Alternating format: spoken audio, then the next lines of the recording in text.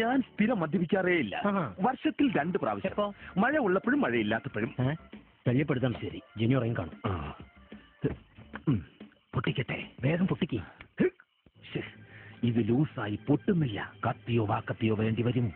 കുത്തി തുറക്ക്, അല്ലെങ്കിൽ കടിച്ചു തുറക്കാൻ പറ്റുമോ നോക്ക്. വെള്ളെടുത്തില്ലേ? അപ്പുറത്ത് പൈപ്പുണ്ട്, ഞാൻ പോയി എടുത്തിട്ട് വരാം.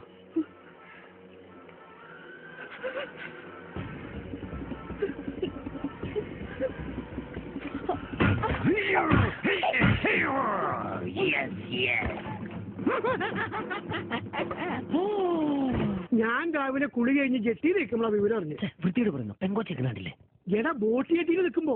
അല്ലാതെ നീ ഉദ്ദേശിച്ച ജെട്ടിയായിട്ട് എനിക്ക് യാതൊരു ബന്ധമില്ല, അറിഞ്ഞൂടെ?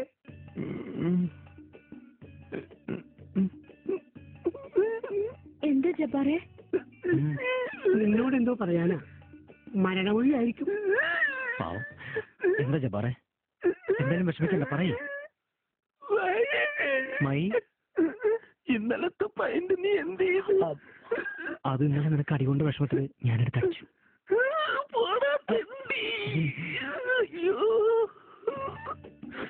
കുട്ടിക്ക് സുഖാണോ? കുട്ടിയുടെ കൈക്കൊന്നും പറ്റില്ലല്ലോ? ഇല്ല, ഒന്നും പറ്റില്ല. നല്ല സ്ട്രോങ് അല്ലേ? കള്ളനാണെന്ന് വിചാരിച്ചാ ഞാൻ. കള്ളന്മാരോട് പോലും ഇങ്ങനെ ചെയ്യരുത് കുട്ടി. അവരും മനുഷ്യരല്ലേ?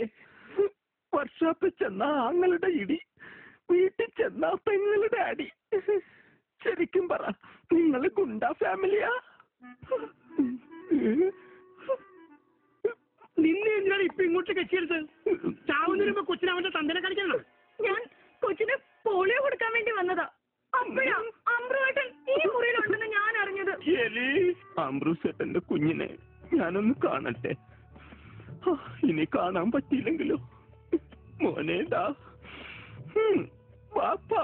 ബാപ്പേ? നോക്കുമോനെ, ഏതോ ഒരു അങ്കിൾ.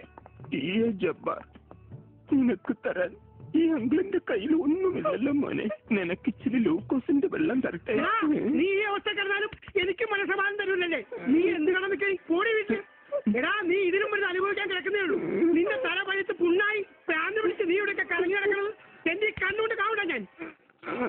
അമ്രുസേട്ടാ, ഒന്നിങ്ങ് വന്നേ. എന്താടാ?